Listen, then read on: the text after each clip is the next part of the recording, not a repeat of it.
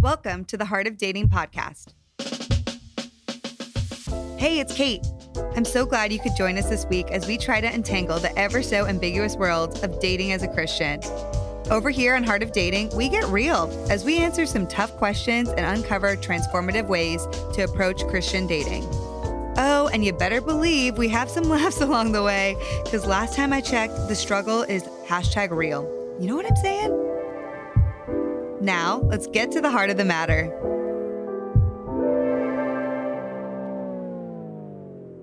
Hey, you guys. Welcome to the Heart of Dating podcast. I'm your host, Kate Warman, and I'm so excited that you are tuning in today because if you are here today, you need to know a really big announcement. For the first time ever, we are doing video podcasts. That's right. You can find us on YouTube over on the Heart of Dating channel, and you can now watch us on the podcast. You can watch me on the podcast today. You can watch JJ and I together for this conversation.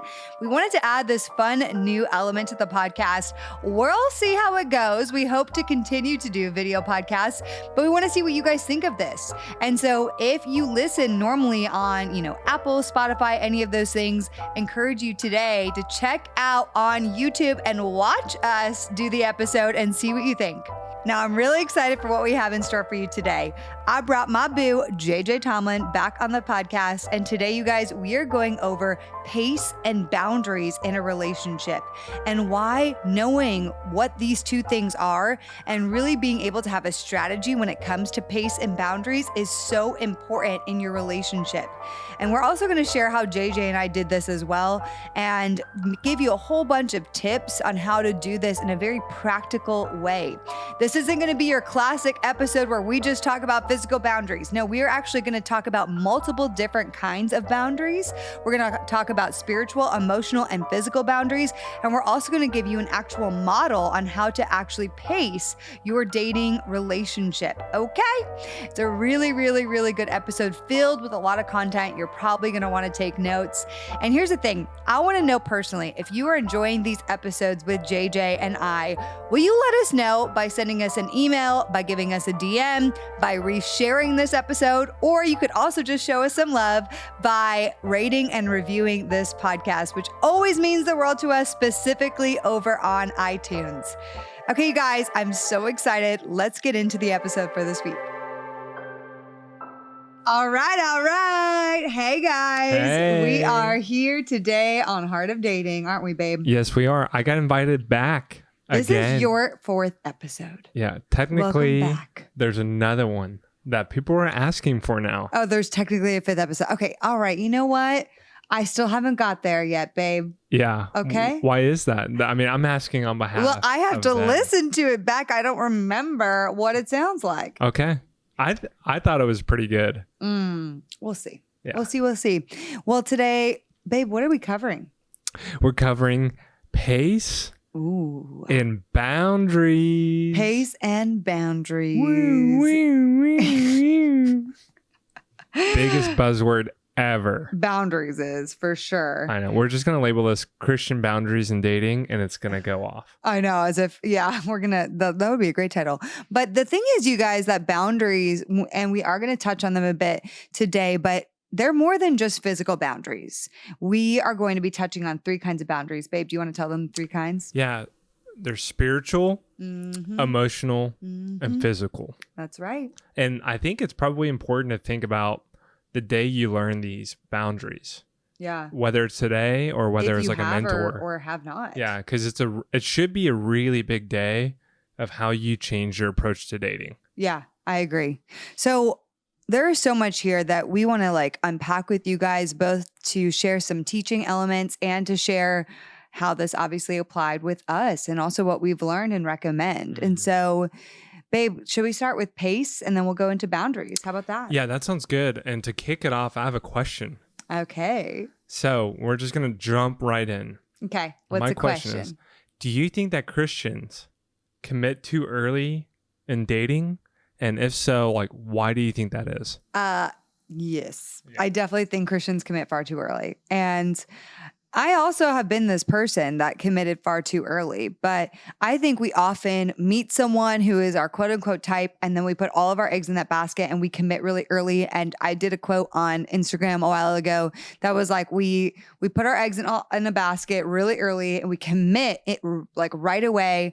And then we slap the word intentional on it. Well, I'm being intentional, like as if the commitment makes it so you are more godly because you're committing early. And I'm just going to say it. I actually think this is unwise. I really think it's unwise. Well, and let's clarify. Yeah. When you say commit, you're not talking about like committing to an exclusive dating relationship, are you? Well, that's what a lot of people do. Yeah, or do you mean like I'm just really committing a lot to them up front? Like it doesn't even have to be exclusive. Both happen. Yeah, I exactly. think both happen. Types. I think that you put a lot of weight on the relationship, but I'm talking commitment. I'm talking about like I'm exclusive with this person right away. Okay. And we talk about the stages here being single, dating, relationship, engaged, married. And in the dating phase, there's like kind of two parts. There's like you're dating and getting to know the person on a friendship level, and then at some point you may establish like I know enough information that I want to keep dating just this person, but I'm not ready to go to the relationship yet. And that's what I call exclusivity. Technically, It's like I'm exclusive, meaning what does that word mean? It means I'm off the apps. I'm not seeing anybody else. I'm just focusing on this one person. Right.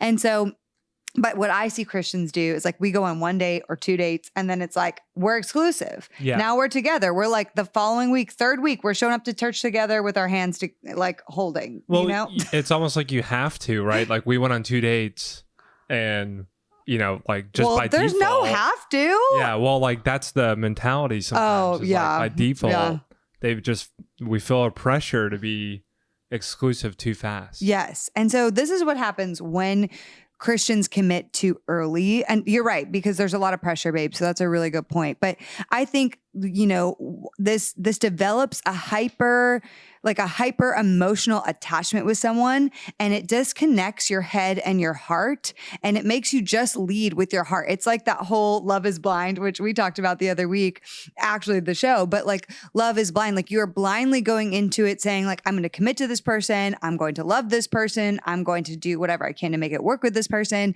But you are not using other parts of your head. You're not using wisdom. You're not using discernment necessarily. And it's like they turn on the love button and suddenly they're just like, okay, whatever I can do to make it work with this person. Yeah. Which sounds good, right? Like commitment sounds good. I'm going to do whatever I can to make it work with this person. But actually, if you don't know that much about this person, it's not that wise to jump both feet in. And we talk about guarding our hearts, babe, right? Like we talk about that a lot. And guarding our hearts is also not just on responsibility of the other person, it's also responsibility on us to take ownership of guarding our own hearts by not committing too early before you actually know someone. Yeah, it's like the hyper intentionality like just fuels that drive to be, committed. Yeah. And it's like I would say it's all good intention. There's a good intention behind it. But it's like uncapped, untamed, it can develop into an issue.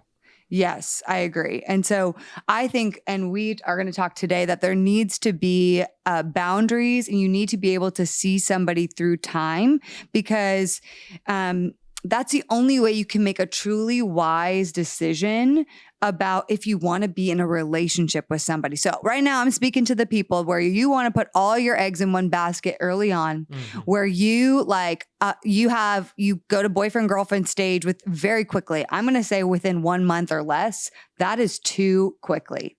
In this episode, we're talking about the fact that we believe the pace should be 90 days of getting to know someone. 60 to 90 days. 90 days would be better of getting to know someone before you truly commit to being in a relationship.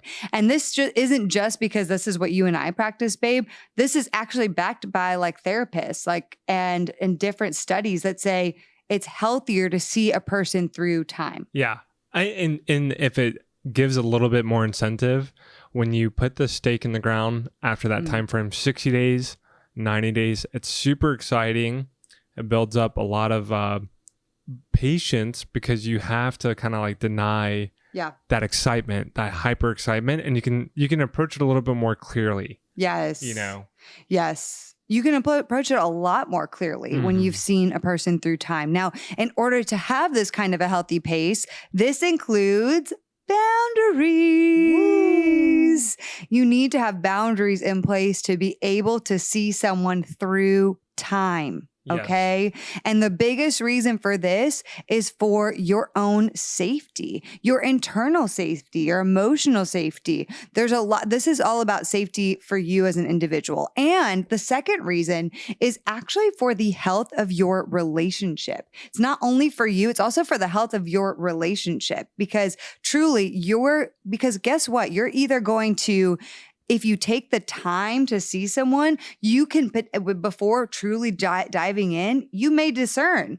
This actually, I thought in the beginning, first month, my feelings, all the feels, I thought I was going to marry this person. Yes. But if you actually pace yourself and let all the different areas build, then through time, by the end of 90 days, let's say, you might be like, oh, wow, I'm super glad I didn't commit to this person early on. Exactly. I just had a great thought.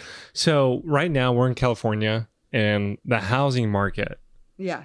Across the U.S. is going crazy. The Redfin CEO came out and said in the last 10 years, they just didn't build enough houses. So inventory is super constrained, like, of course, everything else. Interest rates were, really favorable. But basically, if anybody's bought a house lately, and if you haven't, I'm sure you've heard all about it. What is everybody doing? They're sometimes not even visiting the house. They'll look online. They'll see it and they'll put an offer down $100K over. They'll waive inspection rights. They'll let that family stay there for an extra 3 months. They go above and beyond just to secure the house. Yeah. Because guess what? There is a real scarcity mindset because there's not a lot of inventory. Well, guess what? If you walk into dating with a scarcity mindset and saying, this is a great one, and I have to do whatever I can to keep this one, because there's only one out there. And you always hear that, you got to lock that down. Oh my gosh. And so guess what? You're going to waive the inspection rights. Yeah. You're going to go a little crazier up front and you're going to say, no, this is the one. I have to have it. Oh my gosh. And instead of, because imagine if there's infinite houses out there, you could go through a 30-day inspection. You could even go through a 30-day trial of like living in the house. You could do a lot of things. And then at the end of the 90 days, you're like, yeah, this is the one. Yeah. This is the one I want to live in for at least a couple years or a year and see, if I want to make this my lifetime home. Yeah. Same thing with dating. That's so important, babe. And so I think the funny part of what you're saying too, I just want to clarify for people listening. If you are, we are about commitment. We are about making a commitment in a relationship. If you're somebody listening that has a really hard time with commitment, then you need to challenge yourself. Probably if you don't commit to anybody, you need to probably challenge yourself more to commit to people. Again, after 60 to 90 days, ideally. But so this may not be exactly the same for you, because you may need to learn how to be more vulnerable and expedite the pace just a little bit, like quicken your pace just a little bit. You're maybe the tortoise right now. A little more pep in your step and a little more commitment, because we are living in a consumeristic culture where it says, on to the next, on to the next, on to the next. Yeah. And Kate and I talk a lot about like this idea of a pendulum. Like if you think about like a grandfather clock and that pendulum is swinging left and right, we're always kind of on these issues, one side or the other. I would just say with dating, like it's like TLC, the 90-day fiance. Like this should be like 90-day girlfriend, like 90-day boyfriend. Like really pace it out, because, we'll say this again and again, character shines over time. And same thing in dating, like you really need time to see who this person truly is. And if they are, healthy, like that will shine more clearly over time. And I truly believe I've dated, unfortunately, a lot of toxic people, and not all of them. Again, want to shout out the great guys I have dated. However, there have been some toxic guys out there that I've dated. And I will be real that in following more of this model, I it has been proven to me that a guy who may seem amazing at first, if you let it go for longer and you don't commit to them up front, even if they want to, and you feel the feels and you just wait. For me, there has been instances that it's 60 days where it's like, whoa, wait a second. This is colors I was not seeing the beginning. Yeah. I am so glad I didn't commit. I'm so glad we didn't take this any further because now I'm truly getting to know them, more parts of them. I'm seeing if I can trust the person. I'm seeing if I can rely. And we actually have a model that we're going to go through towards the middle of the episode today. A really great model from Dr. John Van Epp, which I'm excited about, which will actually give you guys practical ways to measure the pace. But I'm just saying, like, there's people out there that really can like come across really awesome for a certain amount of time. Snake charmers. Yes. Yeah. But you know what? If you are that person like me, that you have fallen for more than one toxic guy or even just one, really, really, really, as much as you can, start to healthily pace yourself over 60 to 90 days and really develop friendships, see that person's character, learn if you can trust them, and don't just go in. More than not, what I hear from people is that they regret moving in too quickly. But what I don't often as much hear is people really regretting that they took their time to get to know one another. Yeah, I've never heard.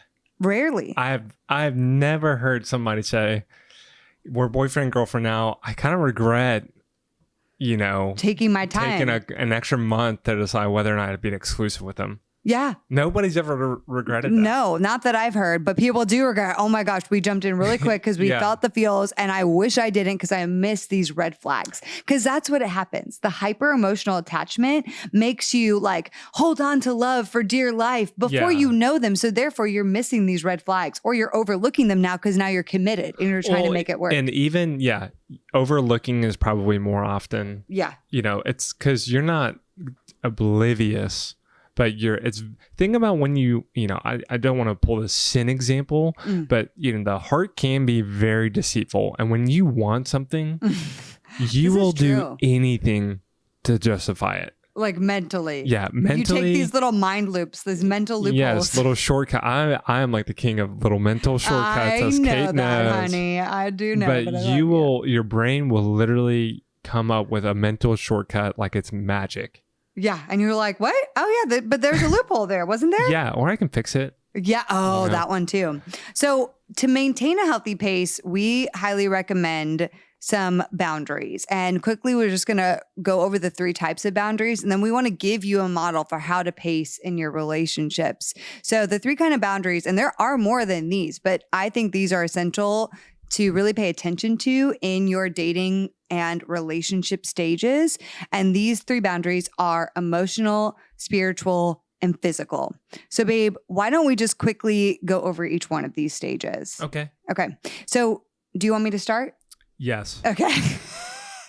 So emotional, this is more about vulnerability and safety. And so do you feel seen by this person? Do you feel safe emotionally with this person? Have you been vulnerable and has it been a safe place for you? Do you connect in emotional ways? Do you feel like they're hearing you and are genuinely curious about you? This is like an example is like you share something really intimate to you and they are present, they are curious, they make you feel safe, they don't judge you. And in a moment of crisis, this is also an area where this could be really important as well, emotional safety. And so but it's very important to have emotional boundaries because what a lot of people do, especially Christians, is we get emotionally naked on the first date. Yeah. And how do we do this? By telling our testimony on the first date and our entire come to Jesus story. Here's my entire life, vulnerable story in the first moments of meeting someone. Yeah. And look, you can tell your testimony, but let's maybe do a Spark Notes version. I personally think space it out. I don't think tell them on the first date your entire testimony. Yeah. And it's not an absolute rule. Right. We might disagree here. If you do want to do it, just go Spark Notes, super high level, 2 minutes and let it ride from there because maybe you have a similar experience, but the one thing you don't want to do necessarily is dive straight into trauma, dive straight into the issues. Yeah. and dive straight into, this is my struggle, and it still is my struggle. Yeah, you're emotionally getting naked. And especially, okay, if you are going to tell your testimony earlier on, give the spark notes, but especially don't do this. Do not text it. Don't text it over a dating app with somebody that you have never met before. I agree. Oh my goodness. No wonder. Oh my gosh. Yes, it is. Really? Guys have asked me, like, well, tell me your testimony. I'm like, no, sir. I want to tell you that in real life when I've gotten to know you better. I'm super excited to share it.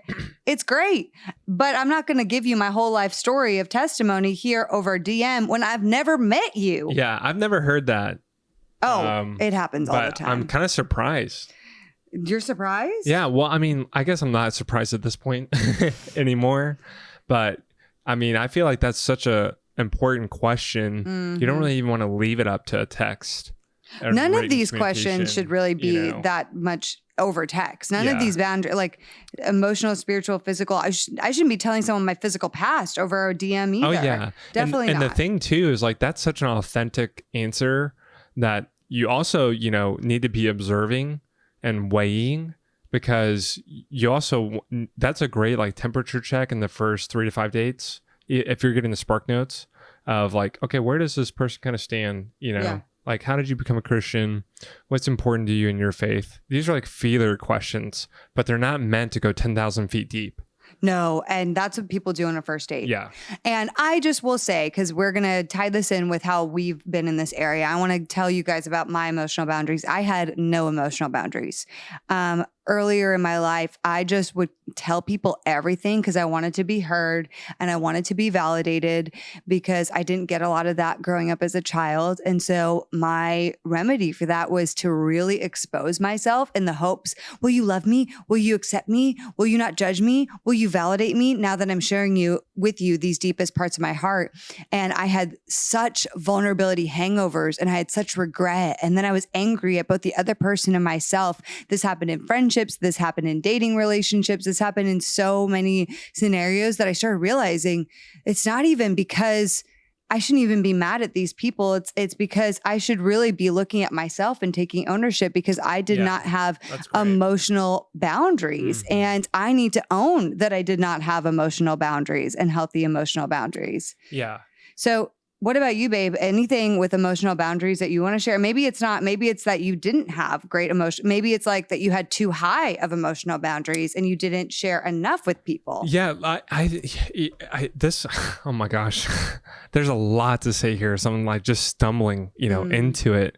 I think if you haven't gotten to a place of realizing what your tendencies are, that's a really good place for you to just pause in your dating life. Because I would say I naturally kind of fell into some places with Kait, and when I dated her, that happened to be pretty good practices. And there are also some that weren't, fully tidied up. And so even as I've asked myself this question, I was like, oh my gosh. And as I've... With emotional boundaries. With emotional boundaries. Yeah, for sure. And as I've grown, my knowledge of dating and dating practically as a Christian, I definitely look back at some of the mental approaches I had of dating. I was like, dude, I was way off. And my intention was good. Give us an example, because I want to know specifics. Yeah, I think pendulum wise, I think I swung on both sides. There would be some opportunities where I would get way too excited up front. I would really look into her responses back to me, her mood, how much she enjoyed the date. And then I would overinvest my emotions into the success of it working out. Guess what? When it doesn't work out, you're just setting yourself up for a really big disappointment. Yeah. Lots of emotional pain and confusion. And then which can in turn, you kind of look for a causal, be like, well, it has to be me. Yeah. And something's wrong with me. I did something wrong. I wasn't perfect. I wasn't funny enough. I didn't do X something well enough. And then it's just kind of like a very defeating mindset. And then the other one would be putting so much pressure on the first date or the first 2 dates. Like, can I see myself with this person in the long term or not? Instead of desiring friendship. Yeah. And so both of those for me would be, if I did happen to find someone who checked out a lot of my boxes. But do you think emotionally, because we're talking about sharing and emotionally, like, which, yeah, you overcommitted in your mind. Do you think that like verbally you overcommitted, or verbally you ever asked questions that were maybe crossing the line? Like, just curious. Actually, no, because I think before I even started dating, I fortunately had a mentor who really walked me through. That's awesome. You know, he like, and my mind was blown the day, because I came from the South and it was like all physical boundary, all physical boundary, all physical boundary. And the day that, you know, somebody pulled me aside and was like, hey, by the way, you know, there's more than just physical boundaries. And I was like, why? And he was like, yeah, there's emotional and physical and spiritual boundaries.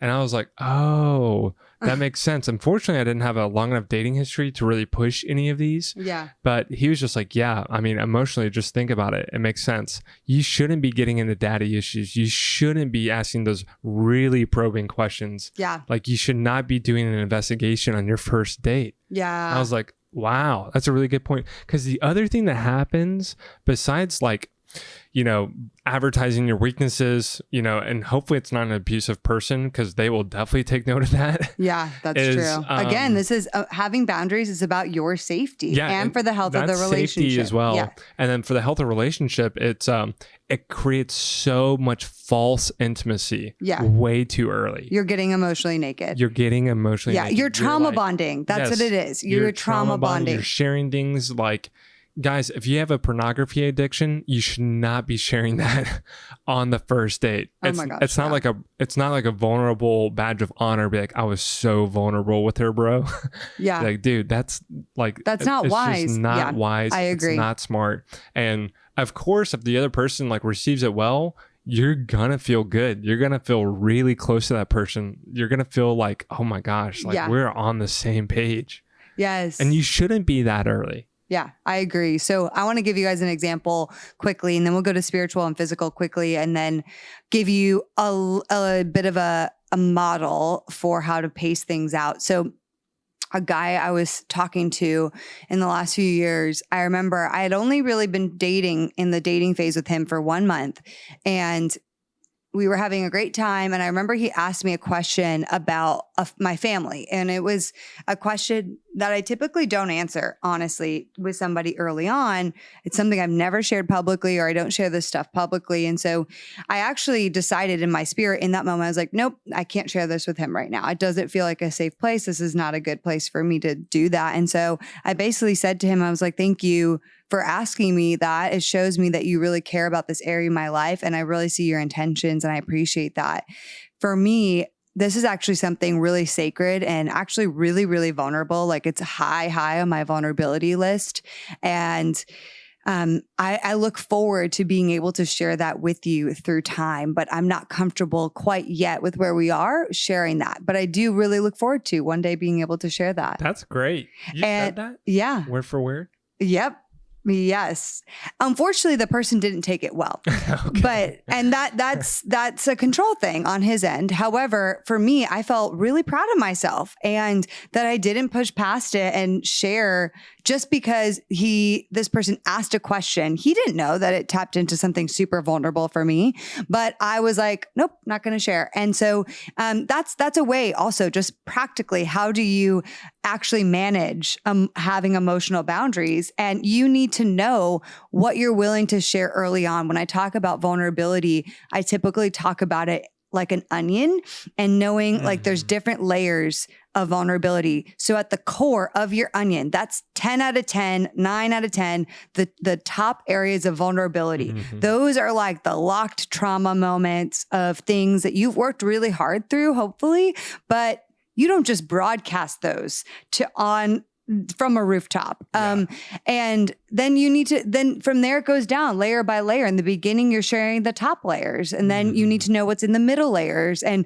you need to be able to do this exercise for yourself. It's so important to know what you're willing to share up front and know what is off limits for you until you build trust. And then you need to stick to it, because somebody may try to cross your emotional boundary unintentionally, and you need to still be able to stick to your emotional boundary and know what it is. Yeah. Just because they might set the pace doesn't mean you always have to reply at the same pace. Yeah. And that, your answer is really good. I could see how, somebody might be like, oh, you don't trust me. Yeah. But that's probably more insecurity on their side. Yeah. So I would just say, guys and girls, if somebody answers the way that Kait answered, that's super impressive and really attractive. It's super emotionally mature and really commendable. So if a girl answered a question like that on one of my first dates, I would have been like, oh, wow. Okay. Yeah, sure. That's great. I'm sorry. I don't know if I would apologize for asking. No. But I would really appreciate her answer. Yeah. And then I would also probably take a second to reflect me, like, was that question too probing?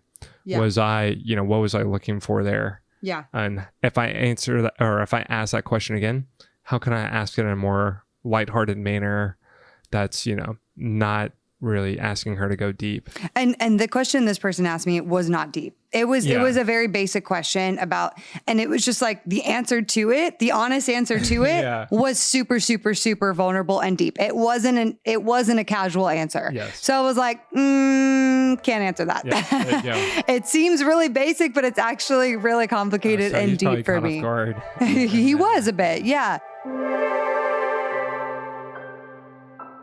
Okay, guys, today I want to talk about spring cleaning. I can't tell you how many times JJ has bugged me saying that I need to clean my closet and pare it back to just the essentials.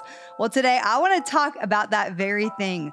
To get you started, I want to encourage you to check out Jenni Kayne, the ultimate destination for effortless everyday pieces that never go out of style. Specifically, I have been obsessed with their mules, you guys. Actually, they have been my favorite thing, and I've been wearing them all the time. They're one of their tan color mules, and they are so comfortable. They are so chic, and I honestly wear them like multiple times a week. A few of their other amazing pieces are their cocoon cardigans. I have been dying over the cocoon cardigan, which is just the perfect amount of oversize. And I've been seeing so many people wear this cocoon cardigan, and I'm like, yes, that cardigan is where it's at. There are so many incredible pieces specifically that also cross over from both winter into spring into summer. And so you gotta check out Jenni Kayne. They have a ton of essentials for a wardrobe of curated staples that make finding your uniform easy. For your best dressed self this season and beyond, I want to encourage you to add Jenni Kayne to your closet. You can find your forever pieces at jennikayne.com, and you can get 15% off your order when you use the code HOD at checkout. That's JENNIKAYNE.com with the promo code HOD to get 15% off your first order. All right, guys, you do not want to miss out on their mules, okay? And if you get them, please send me a pic because we can be twinning. That's all I got to say about that. And if you're a dude listening, great presents. Jenni Kayne makes incredible presents. Again, check out jennikayne.com and use the promo code HOD at checkout. Okay, guys, today we're talking about hair. Here's the thing. If you've been following and listening to this podcast, you know that I've been outing the fact that I've been having some issues with my hair over the last few years. I've noticed that my hair has been thinning and I cannot seem to find the right products for my hair until I discovered Function of Beauty. Function of Beauty makes hair care products that are 100% customizable. They are made for your hair for where it's at now and where you want it to go. They are founded by a dream team of engineers and cosmetic scientists, and each Function of Beauty product is individually designed to be as unique as you are. Function of Beauty offers over 54 trillion possible formulations, and every one of them is vegan and cruelty-free, and they never use sulfates or parabens, which I absolutely love. You can also go completely silicone-free. Here's how it works. First, you're going to take a quick hair care quiz to build your hair profile and select 5 hair goals. Maybe you want things like length, or you want to volumize your hair, or you want oil control in your hair. Pick your 5 hair care goals. Then next, you're going to choose your color and your fragrance, or you can go dye and fragrance free. Then you will get your freshly filled formula delivered straight to your door, and you can prepare for some amazing hair days ahead. I want you to say goodbye to generic hair care products for good. Go to functionofbeauty.com/heart to take your hair goal quiz and save 25% off your next order. Go to functionofbeauty.com/heart to let them know you heard about it from our show here at Heart of Dating, and you will get 25% off your first order. That's functionofbeauty.com/heart to take your hair quiz and get 25% off your first order. So let's get into the next one, spiritual boundaries. I don't think we need to spend a crazy amount of time on this one, but I think it needs to be touched on. And what I want to say here is spiritual boundaries is, if you're not getting hot and heavy in the bedroom, you're not getting hot and heavy with your prayer life and your spiritual life with this person. Correct. And so, same with emotional. So these need to be balanced. And so spiritual, I knew a couple that they had really great physical boundaries that were honoring to what they wanted. They had okay emotional boundaries, but their spiritual boundaries were not there. And they, from an early time frame, they, went to church together. They did everything spiritually together, but then they would end up praying for hours on end with one another, hours and hours and hours to the wee hours of the morning, praying for not only other people, but praying for each other and their relationship, like early on. And that is a classic case of crossing spiritual boundaries. Yeah. And, and again, we said it early and we'll say it often in this episode. The intention was probably amazing. Yes. Super focused on God, the Lord, their mission, Jesus' impact on their individual lives. But in actuality, probably unwise to share that much intimacy between God and themselves that early on. Totally. Great intention though. Like I love it. Most of these that we've even said don't have a bad intention. However, the reality is that spiritual intimacy too early can create just as much of a bond as some of these other forms of intimacy. Here's practically what I would suggest. I would suggest like pacing it out, but yes, you can pray or ask for prayer requests. I would just avoid praying too intimately early on, especially for each other and your relationship. Before the relationship's even defined. Yeah. What are you praying about with the other person specifically? You can be praying by yourself for it, of course. Oh, I hope so. 1,000%. Yeah, I would hope so. But like, hey, babe, let's spend an hour tonight praying over our relationship before we even are in one. You can pray for the meal. You can pray, after certain things happen, but you should not be having the same prayers with your early partner or girlfriend or non-exclusive partner. Like you should not be having the same prayers with them that you do with your mentor or with your Bible study or with your men's group. Like that's early on. Yeah. Yep. They should not be similar prayers at all. Yeah, I agree. So good. Babe, do you want to go to physical boundaries? Yeah, let's do it. So this is the hot topic always, and we aren't going to spend our whole episode talking on this, but physical boundaries, there's a lot to say here. I wrote about this. I wrote about sexual desire and defining my sexual ethic or redefining my sexual ethic in chapter 3 of my book, Thank You for Rejecting Me. And the first thing I want to say is this really needs to come from a place of wholeness, of health, of healing. And it should not come from a place of shoulding, meaning someone is shoulding on you. You should do this. You should not do that. You really want to get to a place which the purity culture often informed us in that way. And so I think our connection to physical boundaries as it relates to being a Christian needs to come from what does God say about sex and sexual desire?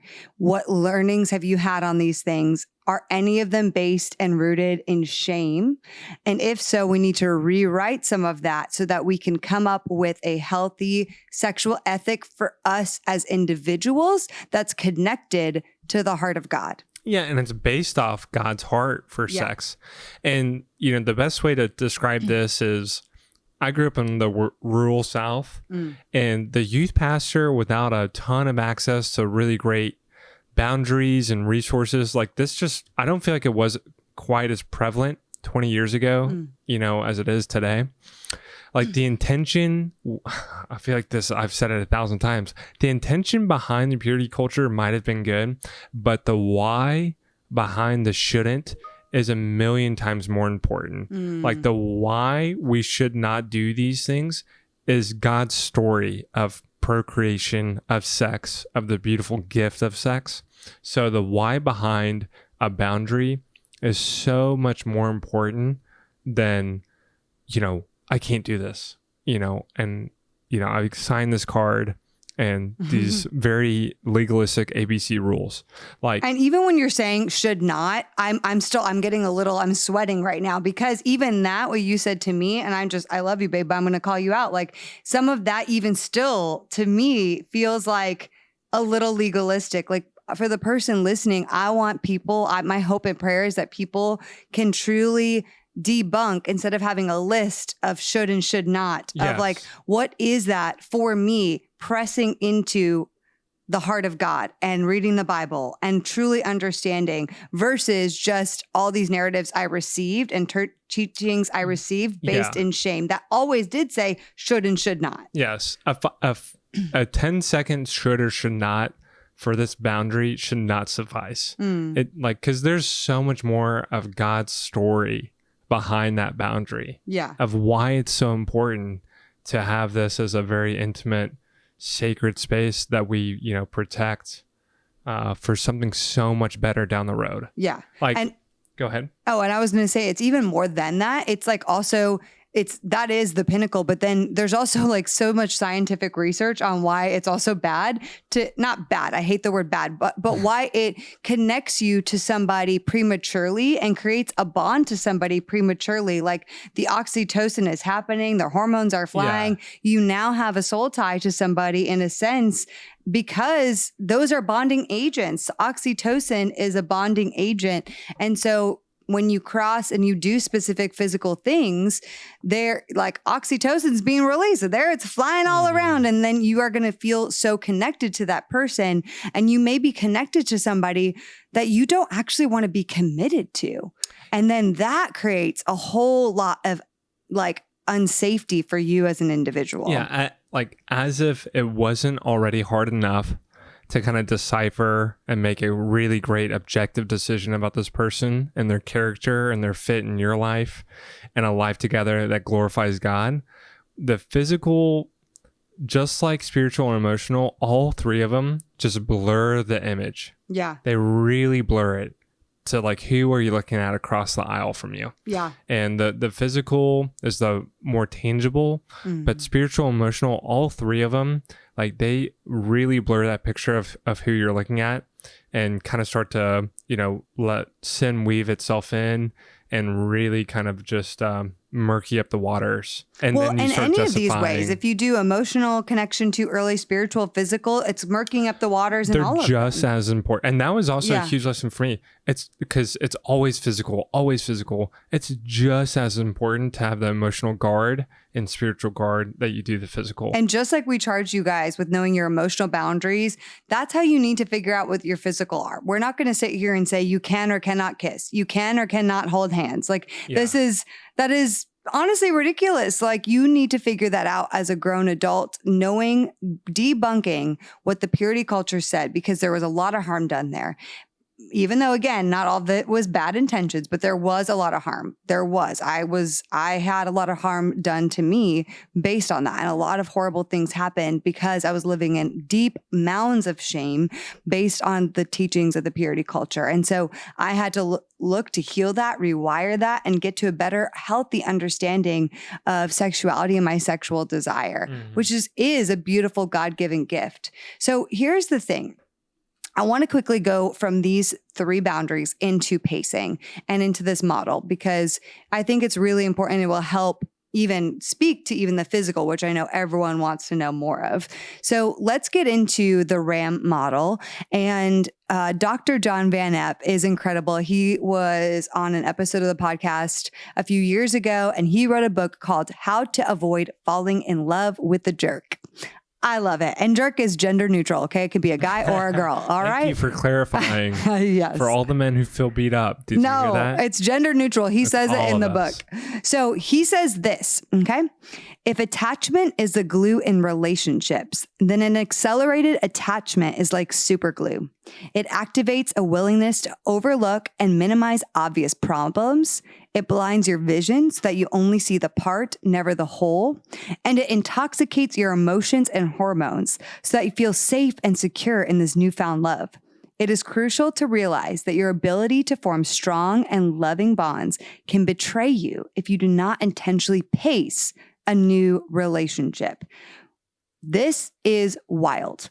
I love that part. It is crucial to realize that your ability to form strong and loving bonds can betray you if you do not intentionally pace a relationship. This is it. This is what I said earlier. We hand over our hearts too early. And I want to call myself out because I am and have always been the hopeless romantic. And so I saw a guy who was willing to give me affirmation, hear me, see me, quote unquote, love me. And I was like, you are my man. We are getting married. All the Disney stuff. And I was like, let's make it happen. And I was like, it blinded my vision. It intoxicated my emotions, like Dr. Van Epp says. And I felt safe and secure without really knowing somebody. And so, this is, how do you know if you want to marry them if you don't actually know much about them? The people saying in the beginning, God told me you're my wife, God told me you're my husband. I'm like, how do you know if you want to marry them if you don't know that much about them? Yeah. Even if you feel any of that in your heart, you feel like, oh, this could be it. Don't say that. And don't overcommit to that. You need to see this person through time, y'all. Anyway, okay. So John Van Epp created a model. It's called the RAM model. And there are 5 different sliders in this model that go up through time. Now it's led by the first slider, and then the other ones should follow. But the first one is where it should start. The first slider is no. This is the fact that you should be getting to know them through time. It goes up. The slider in this category goes up as you get to know more things about them, which only happens as you get to know them through time. Mm-hmm. The second slider is, do you want to go over this one, babe? It's trust. Yeah. And you have to have more positive, confident trust in the person. And so when you have those deeper positive layers of trust, you can have stronger feelings. But that slider of trust, and that can only happen over time. Yes. If you think about it. Trust is a really good one over time. You can only have more confident, positive feeling. Well, not you can't only. Some people put trust in a person when they don't know them. That's the point. Too fast. So trust is the second one. The third one is rely. Can you depend on that person to follow through? Can you depend on them to meet some of your needs? Are they reliable? That's the third one, rely. Right. Really important. Then the fourth one is commit. This is where we're talking about commitment should be, in our opinion, slow and steady. JJ and I dated for about 3 months before we truly committed. And that was important.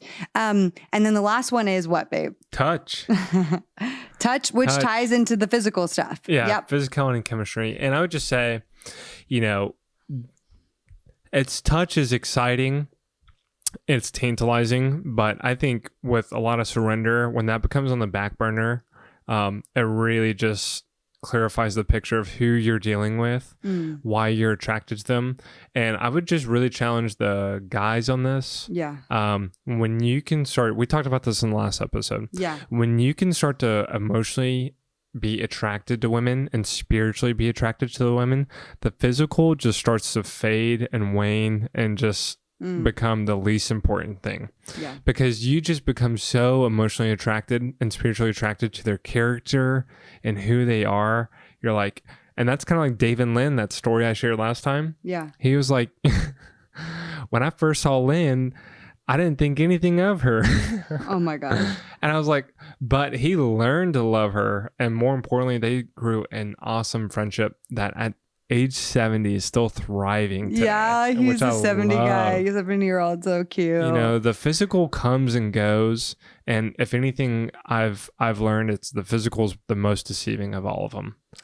Yeah. Well, it's because a lot of us also don't understand ourselves in the physical bucket because we haven't had any proper education on these things as Christians. Exactly. But touch is important. That's your physical chemistry. That is physically being attracted to somebody. And those things are important. We talked last week about the buckets of attraction, and that attraction is like an equation. It's multifaceted. Mm-hmm. But physical and the touch part of your relationship is important.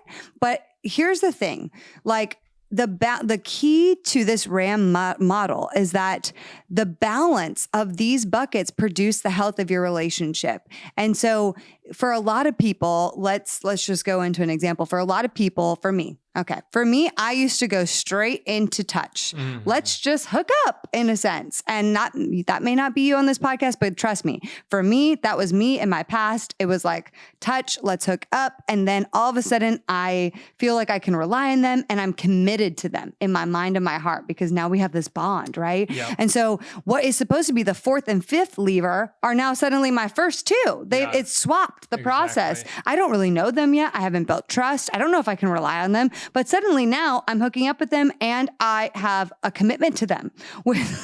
And I laugh, but that is what I often did that I had to really figure out and rewire. And so, the point of this is maybe you're not like me. Maybe that wasn't your crutch of hooking up and committing really early, but maybe let's remove the touch one, for example. Maybe you are committing really early. You go on a first, second, third date and you're like, I'm exclusive, or this is my boyfriend, girlfriend. Oh my goodness. Now you have committed, but guess what? You have gone straight to the fourth lever without the first, second, or third being in place, which is very dangerous for the health of yourself. Again, your internal safety and the health of the relationship. Well, think about the order: know, trust, rely, commit, and touch. If you swap up the order of any of those, it gets really messy. Yes. And especially if you put anything above knowing and trusting, it gets really messy. Yeah. Really fast. And so Kate's was like an explicit version of touch, right? But even if it's not hooking up, if it's just kissing, or making out and stuff, that's definitely blurring the lines really quick, really fast. Committing, like, think about that, like committing to somebody before you know and trust them. Obviously, that's a really big no-no. And then relying on them for stuff, I think, it's just so risky. Well, that's what happens also too. The relying can often happen when you get emotionally naked because now you're relying on them to emotionally be able to take care of your needs because now you expose different emotional parts of yourself. And pastor you and mentor you and help you out with your struggle. That it should be your best friend of the same sex or your mentor. The other person should never be your mentor or your pastor or your accountability partner. Yeah. Oh my gosh. Never. Oh, honey, you're so funny. Yeah, I agree. Ever. I agree. So here's how it should go. It starts with the no bucket. This is all, again, Dr. John Van Epp. Go check out what he does. My Love Thinks. Also, his daughter Morgan on Instagram at My Love Thinks is amazing. Shout out to Morgan. Check out the book, How to Avoid Falling in Love with a Jerk. But here again, so starts with the no bucket. And you should not go any further in one bonding area than the previous. Meaning, as you get to know someone through time, then you start to build trust. As you trust them, then you can rely on them for some specific needs and things that are important to you. And then commitment should come after a healthy amount of knowing, trusting, and relying on someone. I'm going to say that again. Commitment should come after a healthy amount of knowing, trusting, and relying on someone, which means in dating, we really have to work to not escalate one or more of the buckets until we begin to know someone. And as Christians, we fail this a lot. Yeah. And I love y'all. And this is not to shame you at all. It's just to say, let's wake up and say you know what? It's not a badge of honor to commit to someone early on. I have sometimes people in my DMs. I had a DM lately. I'm not going to name anybody because I don't do that. However, a person said, I knew from date one, God told me this is my person. I was like, oh, and then like a week or two later, they're like, we're getting engaged in the spring. And I'm like, oh my gosh. Like literally, I'm like, Lord Jesus, Holy Spirit, convict them right now because they haven't gone through this process. And I definitely grew up in church circles where I heard the similar story and they were still married 20, 30, 40 years later. And it was really cool to hear, but it's really rare. Where you meet and you get married really quick. Yeah. Yep. And, like, I'm not questioning people's ability to hear God. I just have a lot of doubt, or I have a really strong desire to test that. Like, did you actually hear that? And here's the thing, babe, even if they did hear from God, okay, let's just take it a step further. We said this earlier. We never hear people really regretting taking time. Yeah. So even if you heard from God, let's just air quote it, you heard from God, I still urge you, do not rush into anything with this person. See them through time. Why are Christian marriages also at a 50% divorce rate? Yeah. Because people are not getting to know the other person through time. They are saying, God told me this is it. I see a great potential in this person. Let's go. Let's move forward. Yep. And they're getting married. But then Christian marriages are also 50% divorce rate now. Yeah. And look, and I hear this a lot. What if, as far as like the getting emotionally naked or physically very intimate, it's like, I have to know if we're compatible before we get married. We have to build comfort and trust in these areas before we get married. And to that, I say two things. One is time is your friend. You're in no rush. No matter how old you are, time is on your side. Yeah. Gary Thomas, this should be etched in your brain if you're single. Would you rather be married for 2 years and have 48 years of a miserable marriage? Or would you rather date for 4 years and have 46 years of a great marriage? Right. It is, the trade-off is just so not worth it. And we just think in like days and weeks and months when we should be thinking in years. Yeah. And then the second thing is, especially physically, that's probably the biggest one. Because I hear from like a secular perspective, it's like, how are you going to get married to somebody without even physically knowing them? You got to try it before you buy it. I hate that phrase. I hate it too. So horrible, but yes. Here's the reality. In case you didn't know this, I'm not married. So we'll report back on this in 6 months. But like sex and some of these things, that spiritual nakedness, that spiritual intimacy of becoming one, the emotional, connection of becoming one, that should be a very new, like unfamiliar experience. It like awkward, because there is so much beauty in figuring out together. I don't know if it needs to be awkward, but yeah. Okay. What awkward is a heavy word, but unfamiliar. It should be very unfamiliar. I disagree in some ways. Because you build. Yeah, you should build together. But I do believe that we as Christians have had very little and limited sexual education about ourselves. Okay. And so with that, I believe that we should be re-educating ourselves as singles, because the purity culture said, don't look, don't think, don't do anything, or else you will get chlamydia and die, basically. Yeah, as you enter, I'm not saying to test the waters. I'm saying to understand your body, how it functions, understand yourself. Yeah, well, and you always have engagement, and premarital and all those things to figure that stuff out. Yes, but that's where it's like you can't be super shut down to your sexuality either. Anyway, side conversation, side note. That'll be a good one. Yeah. Oh, I've talked about that. That's my chapter 3 of my book, honey. But anyway, it's so. Within this model, we're not saying that with touch, like you should necessarily be having sex as your knowing, trusting, relying, committing goes up. That's not what we're saying. You need to develop your own sexual ethic. JJ and I have not had sex at all. And so that's not what we're saying. And we are engaged. We're just saying, really think about, especially your pacing and your priority in like the way you're doing relationships. Know, trust, rely, commit, touch. It should be going in that order. And you should be like, and then eventually, this is great too. It's a great model also for when you're in a healthy relationship and in a marriage. Like those levers should all be decently high and in balance in order to have a really healthy relationship. I hope so. Because imagine touch being super high, but trust and rely being really low. Yeah. Doesn't really sound like an emotionally healthy marriage. Yeah, exactly. Or the inverse, trust and rely is really high. Like that's not the issue, but touch is really low. Yeah. Like that's not healthy either. Yeah, I agree, babe. Well, guys, we really hope and pray that this helped you talking about boundaries and pace. And, this has been something JJ and we haven't done all of this perfectly by any means, but we were really intentional about the pace of our relationship, I would say. Yeah. And that was because of you, in your dating challenge. Yeah. So it happened to work out really well. Because I did the dating. Yeah. But even if it didn't, we probably would have taken our time.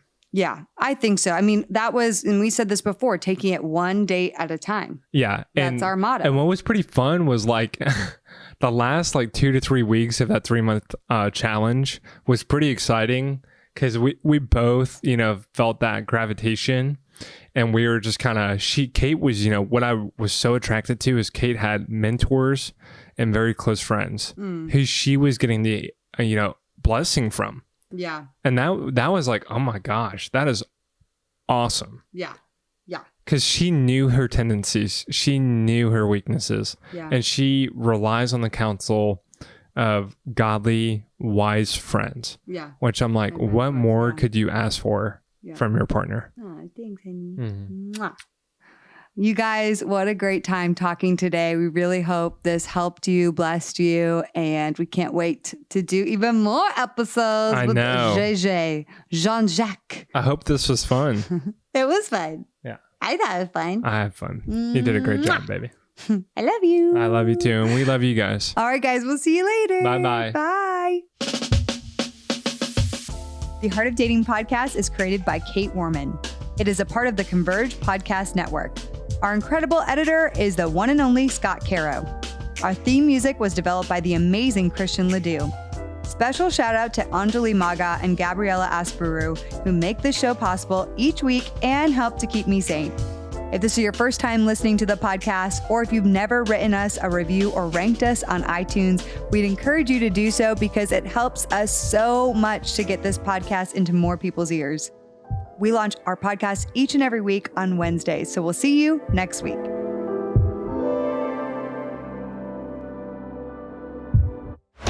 This show is part of the Converge Podcast Network.